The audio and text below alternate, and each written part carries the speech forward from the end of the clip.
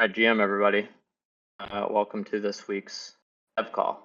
Who would like to kick us off in terms of sharing an update or talking a little bit about or presenting what you've been working on? I would love to, if that's cool with everybody. The floor is yours. Awesome. Let me see here. I will try to share my screen. Can everybody see it? Yes. Yes. Perfect. Yep.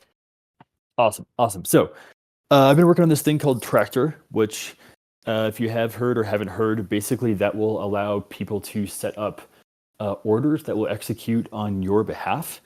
And orders in this case, or at least what we're starting with, are soil purchasing orders. So in theory, Tractor can do anything. It can do anything from withdrawing deposits on your behalf, swapping on your behalf, converting on your behalf, really whatever you want it to do that interacts with the protocol, because the entire protocol has been designed so that these Tractor blueprints can be created.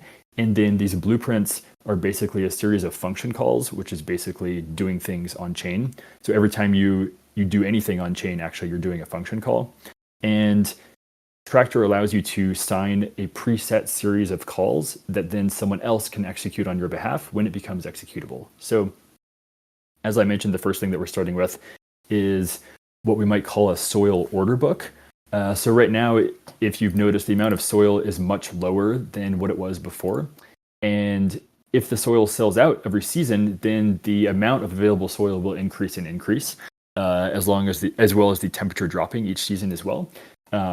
Assuming that the soil sold out time is like measured to be increasing demand by the protocol. And so right now, if you wanted to sow 5K, you would have to be at your computer every hour for 24 hours.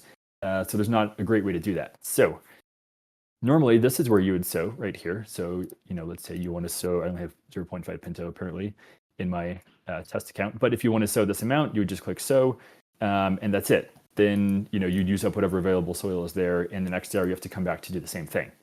So now we're adding this nifty button right here. And I should mention, this is all design and implementation is work in progress. So things might change. I personally think that this should be a little bit more visible, but we're learning as we go. So if you click up this setup in order to sow automatically using Tractor, then this gives you this nice pop-up, which for development purposes, I have pre-filled all the numbers here pre-filled, but in prod, you'll be able to manually, put in whatever numbers you want. So let's say I want to say up to 5,000 soil. Fund order using. So here, if I click on this, it shows me zooming in what my... Oh, yes. Sorry. I'm a big fan of seeing a bunch at once. So perfect. This is 100%. So this is actually more, accurate to what the average person would be seeing if they don't zoom the screen out. So I can either choose an individual token I want to sow from. So let's say I want to sow from my Pinto USDC. I can select that.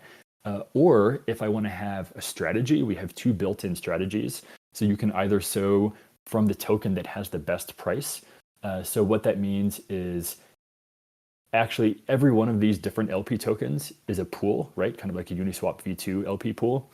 And each one of those different pools has a price that it's trading at. So we can actually see what those prices are right now in the sidebar. If you click on that, the price button in the top left, then it shows you that you can see where the price is slightly different in between each one. And throughout the day, people are arbitraging these so that the price is almost the same. But there might be cases where there's a larger discrepancy between two tokens if there's a lot of price action happening. So you can choose a strategy that's like, well, just pick whichever one of my deposits has the lowest Pinto price or the best Pinto price at the time, which in this case, you would want to sow from whatever has the lowest price, because what you're actually doing is taking the non-Pinto asset and purchasing Pinto, which means that you're buying Pinto at the cheapest price at the time of execution and then sowing that. So you can either pick one of your individual deposits or a strategy like this. So the least seeds token is generally if you have some silo deposits and you have some and you're doing some sowing as well, then you'll want to, these seeds change over time. And one strategy is to keep the tokens that have the highest amount of seeds And so in this case, I would probably want to get rid of my Pinto CBB TC LP token first because it only has 0.84 seeds compared to my pure Pinto, which has almost 4 seeds. So a 4x difference there basically between the amount of seeds and therefore the amount of stock that I'm growing, depending on where I sow from. So, you can pick your strategy. Let's just pick the least seed strategy. Then execute if available soil is at least. So I will say there's a lot of options here. This is probably going to be turned into what we might call like an advanced view. So I imagine perhaps a toggle up here that says like you're in advanced mode or not in advanced mode. And the execute if available soil is at least. So the reason that we have an input for this is, let's say there's only like, 2 soil left, okay? But then you're going to pay a tip each time of like, let's say you're paying a 1 Pinto tip. Well, you're probably not going to want to spend, 50% of the cost of your transaction just to sow 2 Pinto. So that's why we have this minimum input. So it's not clear exactly what number people will settle on when using this input, but the market will figure that out pretty quickly, I think. And then this, the max amount to sow per season, this actually allows you to DCA or dollar cost average, actually it should be PCA, Pinto cost average, into soil by saying, oh, I only want to sow up to this amount per season. So let's say I wanted to sow 5,000 Pinto and my max per season was 100, then that would take me at least 50 seasons to fill it up, possibly more if there's less than 100 available soil at the time of execution for some of those execution times. So that allows me to, let's say I think the temperature is going to go up or it's going to go down, or I'm not really sure, but whatever it's going to do, I want to, average in over time. So just like people do with weekly or daily Bitcoin purchases or something like that, you can do the same thing here with soil. So next box is the temperature. Right now the temperature is 1,174.50. And so if I set a number slightly higher than that, like 1,180, then it's going to take a few seasons before this starts to become executable, assuming that the temperature keeps increasing. And it may never become executable if the temperature starts going back down. So if I set it to something like 1,100, then I will keep sowing every season as long as it's greater than 1,100. And so you're like, well, wait a second. I don't want to sow at 1,100 if the actual current temperature is 1,174. How can I sow at what the maximum temperature is going to be for that season, but also down until this 1,100? That's where this execute during the morning auction toggle comes up. So if I say yes, I do want to execute during the morning auction, then we're not in the morning auction at the moment because it's more than 10 minutes past the top of the hour. But at the top of every hour or at the beginning of every season, which happens every hour, then we have to, there's this period of time called the morning auction, which takes 10 minutes. And basically the temperature ramps up from 1% of what the current maximum temperature would be. So that would be, I guess, maybe 11% would be the starting temperature. And then over this 10-minute period, there's 25 intervals within that 10-minute period, and it will slowly ramp up to this maximum temperature. So if I said that, yes, I'm willing to execute during the morning auction, then the first one of those blocks of the morning temperature increasing, actually, let me see if I have a view of that. It takes a second for Figma to load. So that we can kind of better visualize. Perfect, right here. So this particular UI might not make it into the first one, but this is a great way to visualize how the morning temperature increases. So let's say right here, it hit the 400 temperature, then you would sow immediately after that. But if your min temperature was 390 and the previous block was like 380, then you would sow at a slightly higher temperature because you can't sow at exactly that temperature, but whatever it is, that block. So that's kind of in the weeds of the morning auction. But the TLDR is if you want to while the temperature is still increasing, then you hit yes here. If you want to wait until the morning auction is over, which means that it'll hit the max temperature, then you just hit no, and then it will wait until the end of the morning auction, and your order will only become executable after the max temperature has been hit, which means in this particular case, I would, even though I had 1,100 set here, I would sow at the full 1175.5 temperature that we're currently at.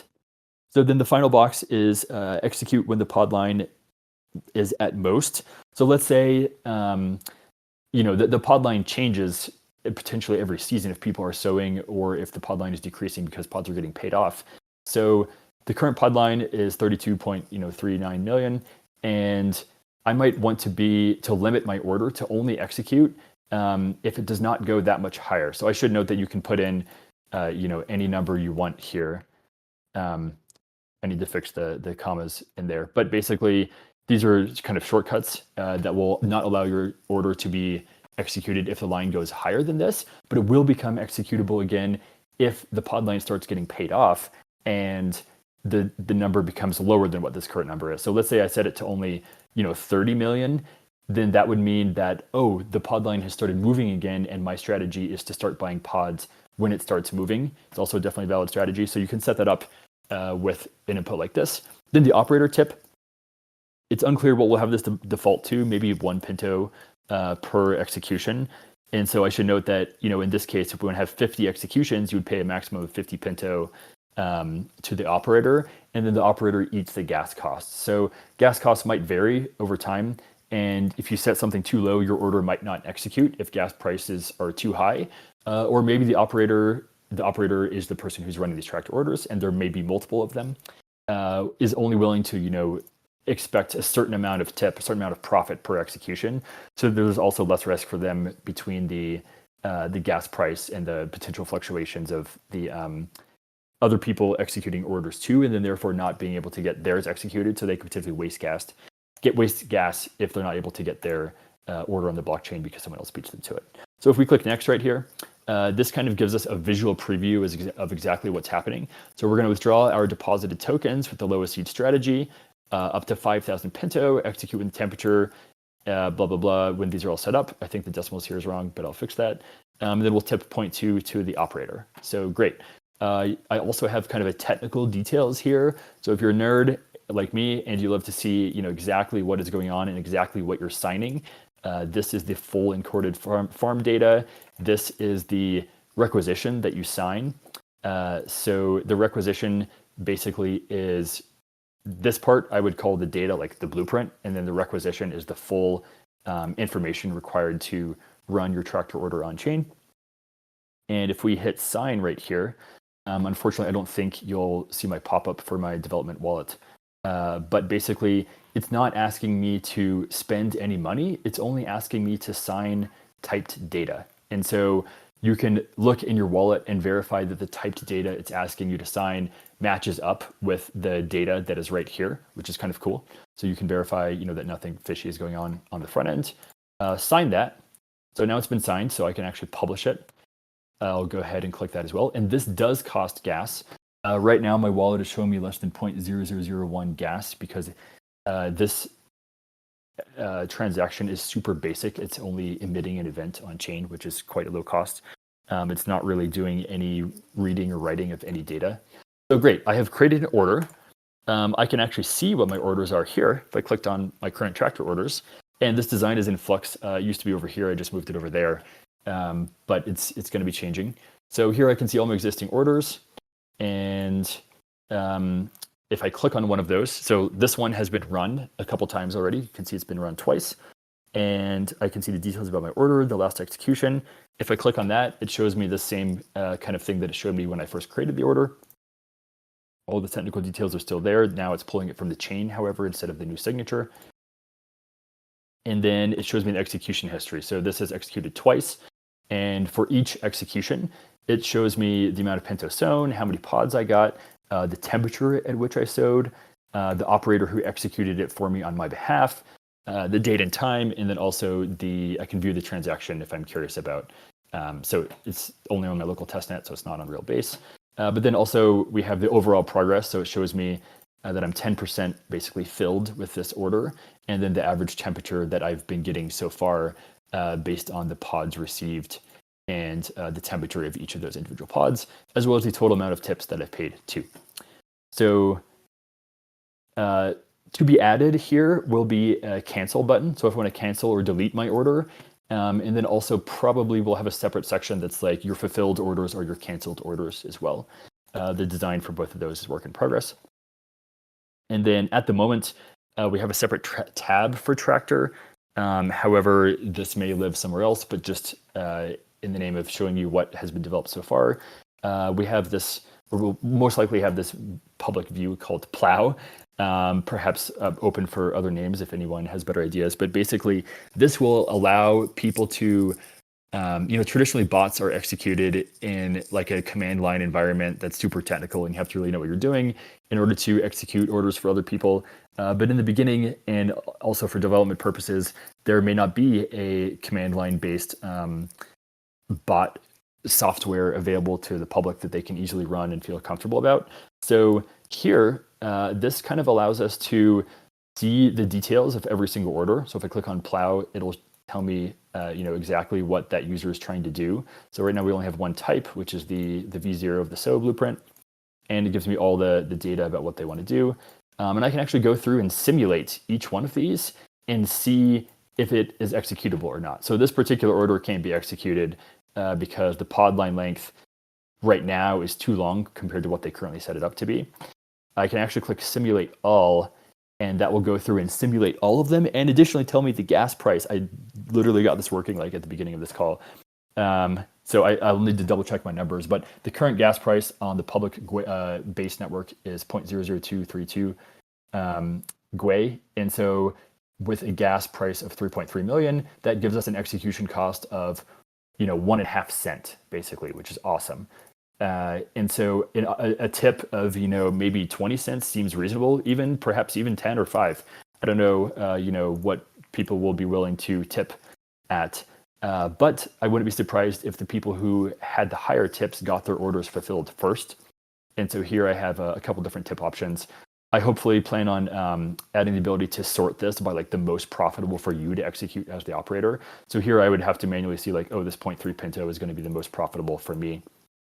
Then I can actually execute this on that person's behalf. So you can't see here in my wallet pop-up, but basically I will confirm it. Great. So what I did was, perform that order on their behalf. If I simulate them all now, well, guess what? All the soil has been used. So there's not enough soil for the min sow for any of these orders anymore. And the simulation reverted. So in my development environment here, I can say, well, let's go to the next sunrise and then also skip the morning auction.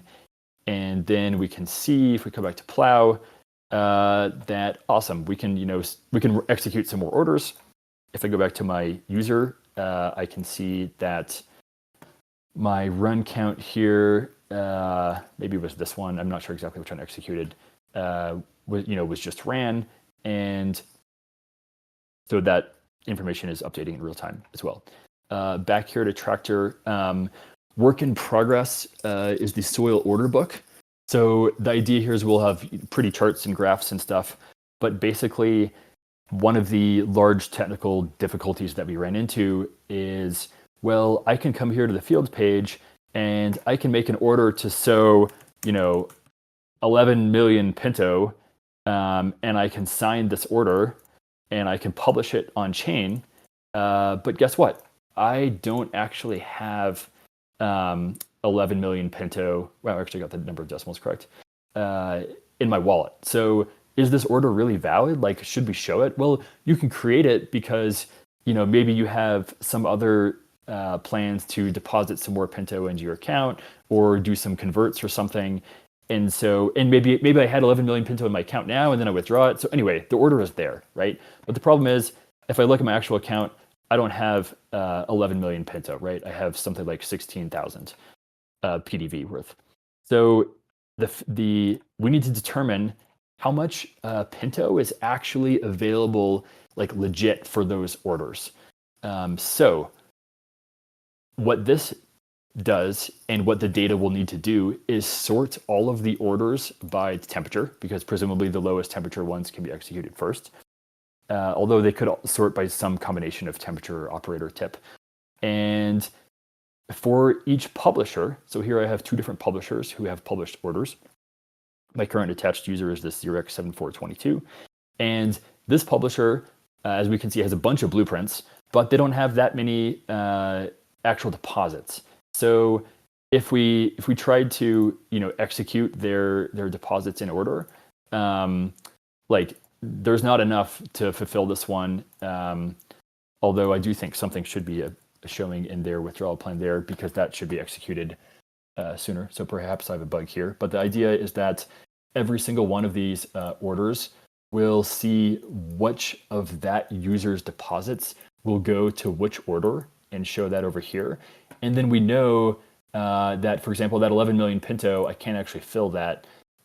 So there's none left to sow. So there's basically zero that order really counts towards. So then when we show the graph, which is still work in progress, design in progress, I believe, as well, that shows how many Pinto will be sown at each temperature level. We had that somewhere up here, but basically it's probably going to look something like this. Then we know to not include that order that has 11 million. So this is the high level overview of what I have so far.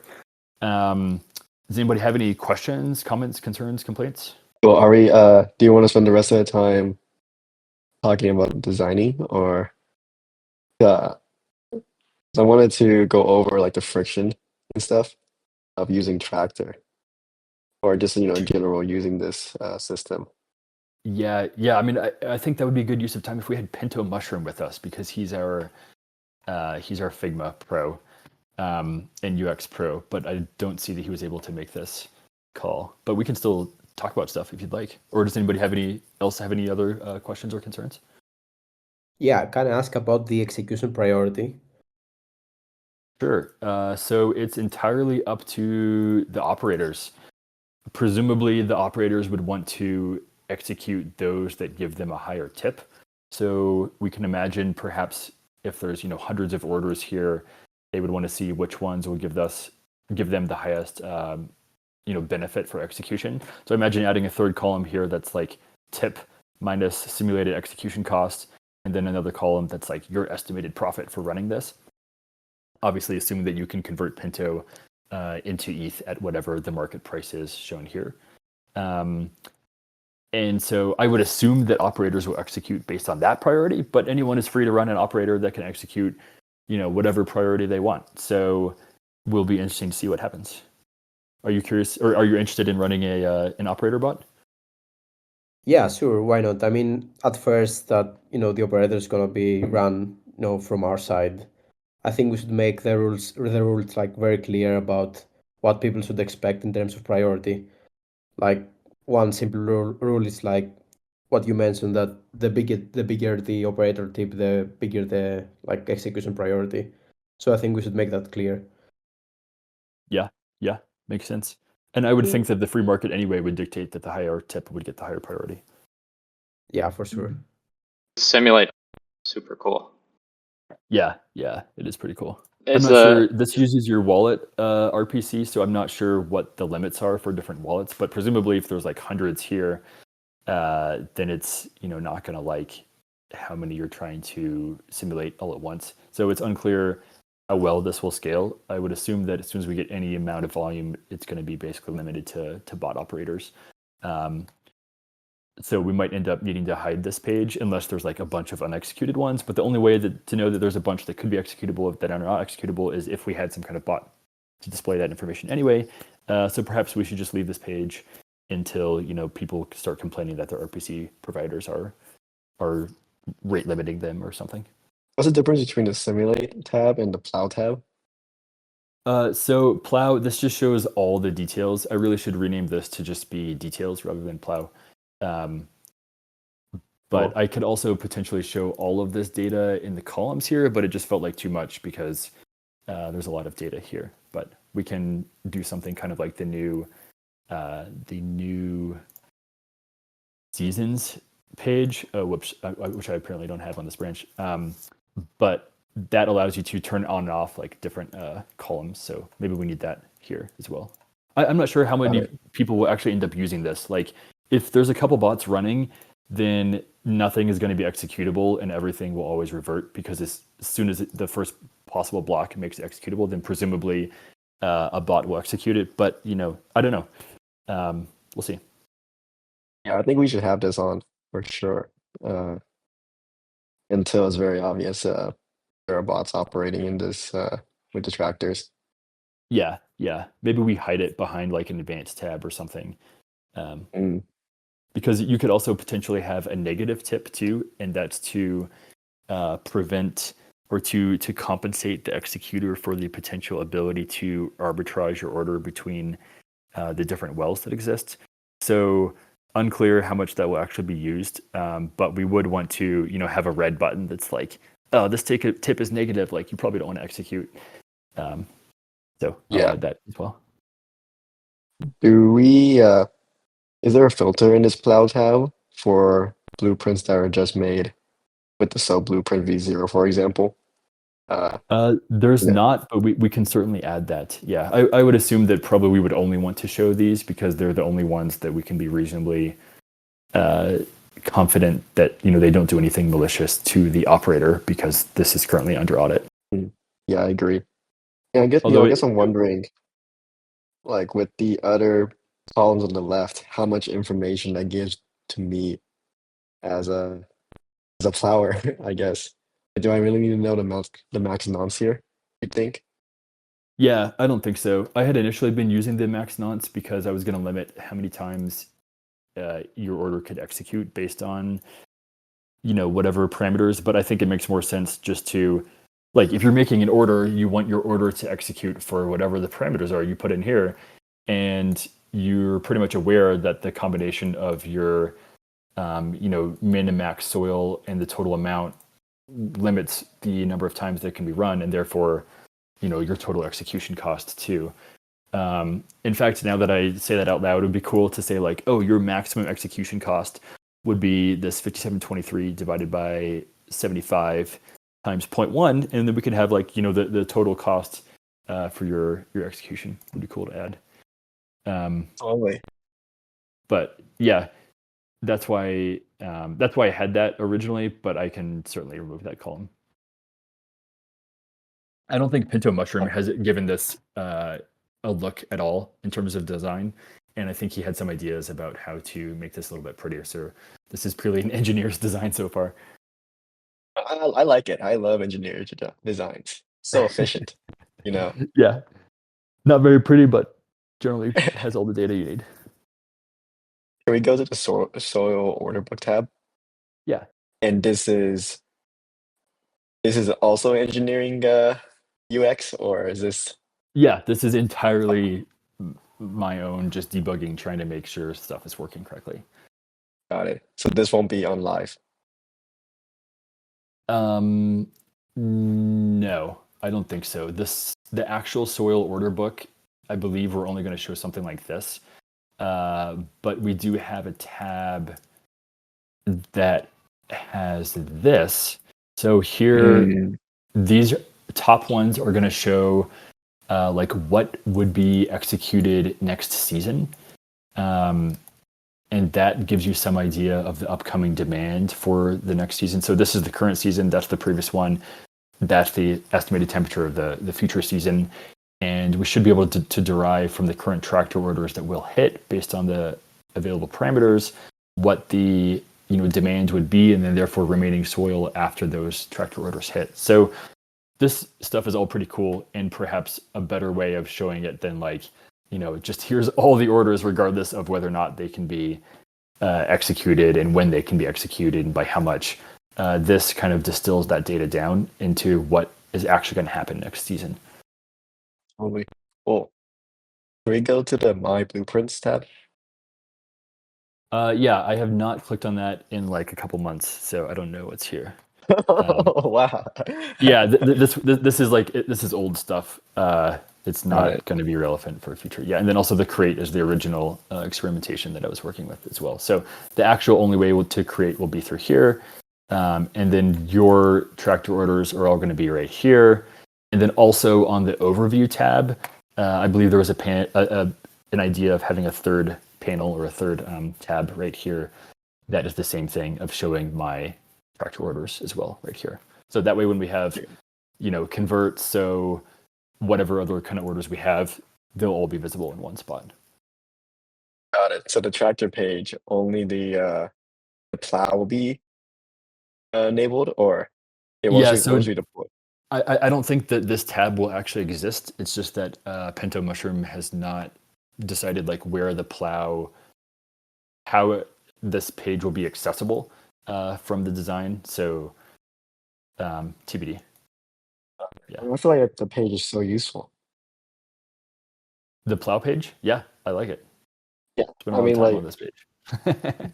yeah, I mean, just in general, I felt like just for today, for example, if someone asked, "Where's the swap?" and it's so deep and like embedded somewhere far away, uh, like it's in The swap? maybe it wasn't intuitive. Yeah, is that I guess it's not that hard. I'm not sure how hard, or I guess the point is being that it was hard for him to find it.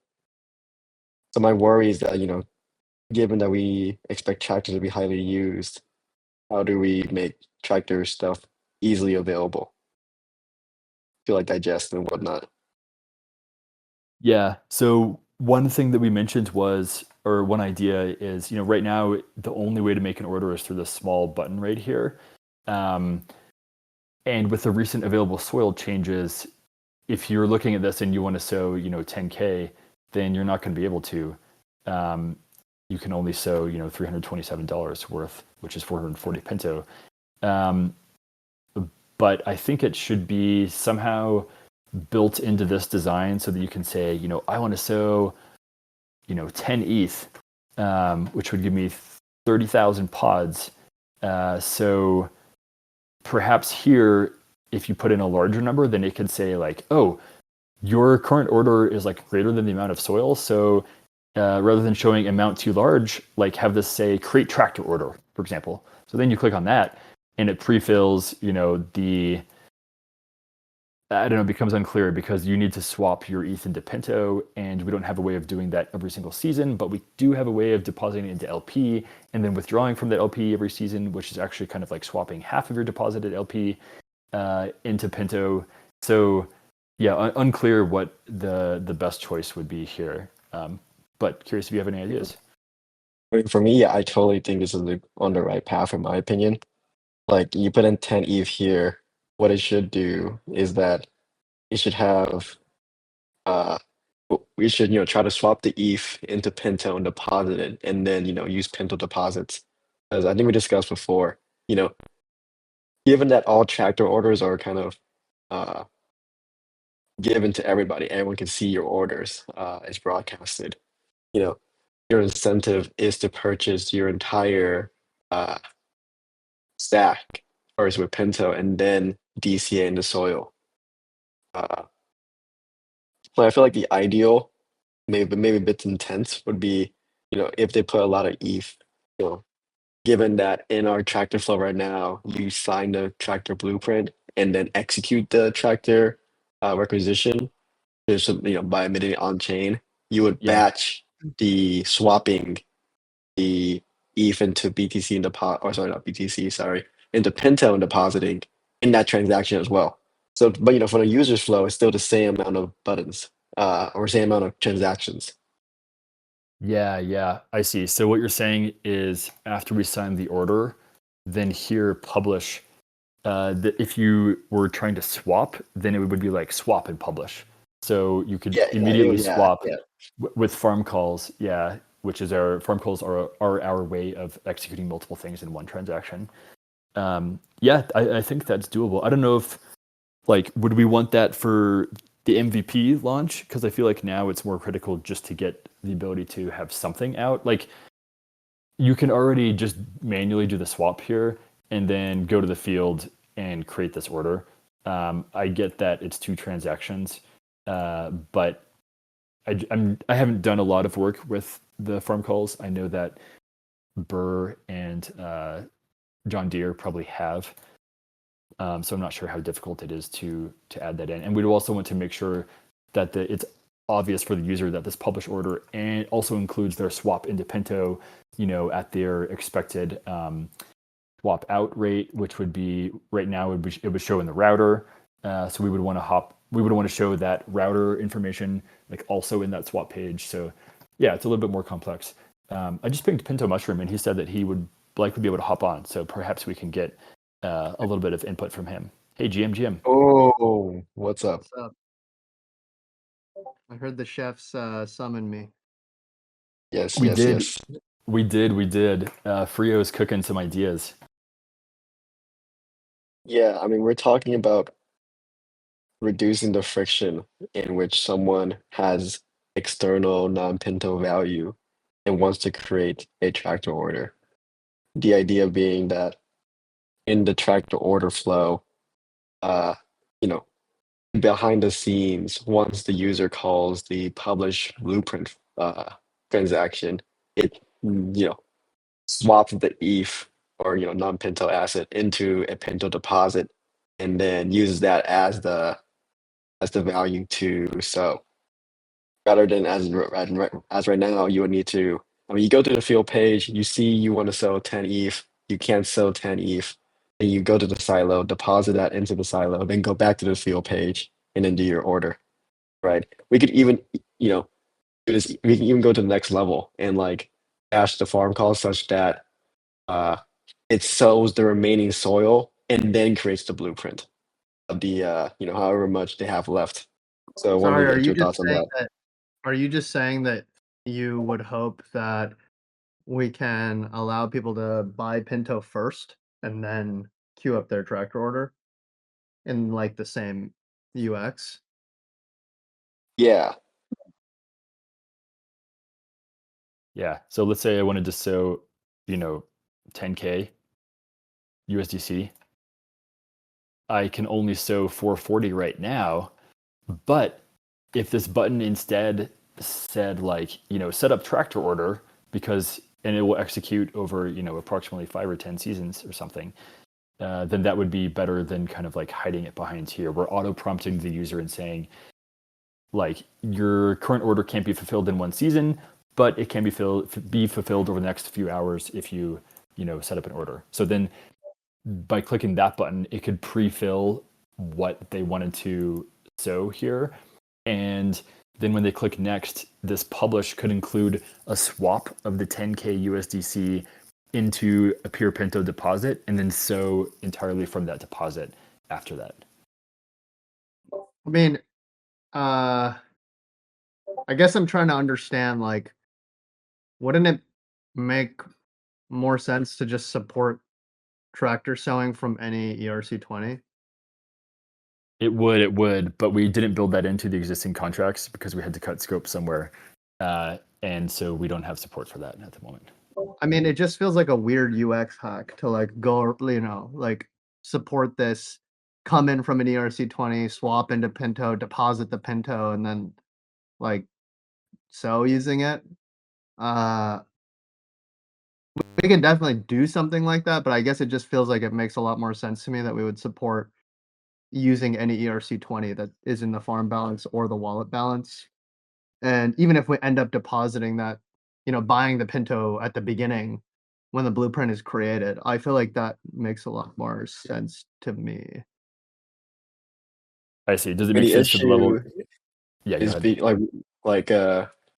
we brought this up before, and Brendan mentioned the fact that you're gonna be broadcasting that you're buying, this Pinto for this amount, and thus people every season, and thus people can uh kind of manipulate or sandwich attack your deposits, or sorry, your non-Pinto assets based. So basically, you get a worse execution price overall. Right, but I mean, I was just suggesting that you implement the same solution with this design that Ford Pinto is suggesting. So you just swap into Pinto when you create the tractor order using whatever other ERC20 and then so using that.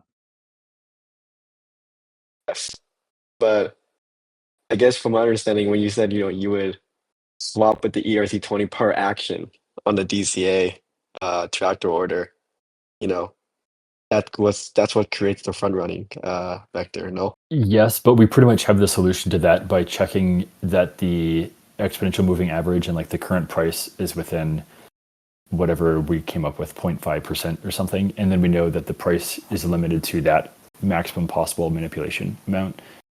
So there's it's kind of setting a max slippage. So we can do the same thing for raw ERC20s. But one of the problems was Also, if you want to swap a large amount in one transaction, then it makes more sense to go through external routing rather than purely through the Wells only routing. But that's not really an issue for smaller deposit amounts. So that was another thing that like expanded the scope that caused us to like push back the pure ERC20 sewing until later. And then also the idea that if you look at the silo now, I think there's already a decent amount of people who are in the silo. We have 6 million in pure Pinto, and then between 400K and 1.1 million each of the LP assets. So likely a lot of people already in the system are the same people going to be sewing, although I certainly agree that we should allow new people to sew from external assets. It was just like an extra step of complexity that we wanted to push until V2. Cool. Well, while we have Mushroom here, I think we had a couple other design-related questions or ideas, but I don't know if we wanted to talk about that now or later. Did anybody else? I see we're only 4 minutes away from the top of the hour already. It went by fast. Were there any other developers who wanted to say or share something? Yeah, sure. I just wanted to highlight there's a new panel now in the Discord. There's a gauges channel. Currently it's empty, but I expect there'll be a new message popping up there in the next 4 minutes at the sunrise. And this channel will basically just show the info from the various gauges we have within the protocol. So most notably, there'll be the seed gauge, and there'll be some information about the two new ones that we added recently, which are the cultivation factor and the convert down penalty. So yeah, definitely we'll take a look at that in the next few minutes when it comes up, but that's something exciting. Yeah, I mean, I could share some other stuff too, but that's something that's live now. Feel free to share. Yeah, so next, some of the stuff we'll be working on next is related to the convert down penalty. I want to make sure that when that does come into play, when it does actually start occurring, that we'll be able to have that information tracked and logged in the silo messages. So if we see someone converted Pinto to Pinto USDC, I want to add to that message whether there was a penalty, and then both like the percent amount of the penalty and like the actual amount of stock. So that's something that I'll be working on next as well. And then I think I'll be working with Ford Pinto a bit on some of this tractor related middleware, just to make sure that we can support the UI with all the data we need from all the open orders and which orders are executable, etc. Yeah, speaking on gauges, I'm also working on the convert up bonus. So the spec for that's going to be finalized in the next call tomorrow, but it's most probably going to be another gauge that's going to increase and decrease based on demand for converts. And the bonus is also going to be dependent on one, how much further we are from PEG, and second, how much seasons there have been that were below PEG. As I've said, the implementation is still TBD, but I'm working on it, and it's coming along pretty nicely for the moment. What's up, Femi? I just noticed you're in here. How's it going? Not sure if you're at a mic. As you read the docs and stuff, feel free to let us know if you have any questions, etc. And also if we should be reorganizing or rescheduling some of the community event times that we have. All feedback welcome. Waiting patiently for this new gauges message. Suspense is killing me. That should happen right now, right at the top of the hour. Oh no, did it not work? Well, the seasons didn't. I don't see the seasons message either. Oh no, maybe I broke something. I don't know. See I didn't if there get any was a error sunrise. rates. Says there was a GM a minute ago on base scan. Uh-oh. Uh-oh, indeed. All right, well, we'll leave that to Pinto Pirate to investigate.